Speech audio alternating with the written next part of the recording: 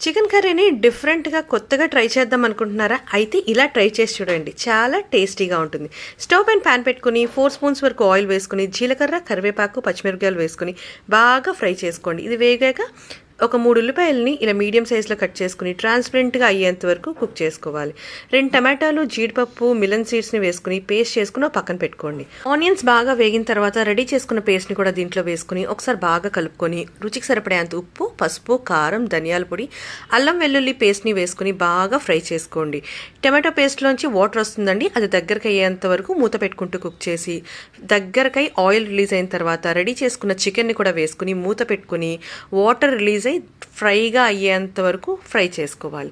చూసారు కదా, ఇలా దగ్గరకు అయిన తర్వాత దీంట్లోకి 1 కప్పు వరకు వాటర్ని యాడ్ చేసుకుని ఒక 5 మినిట్స్ పాటు హై ఫ్లేమ్లో కుక్ చేసుకుని 1 స్పూన్ గరం మసాలాని, కొత్తిమీరని యాడ్ చేసుకుని స్టవ్ పై నుంచి దింపేసుకోవడం అండి. ట్రై చేసి కమెంట్ చేయండి.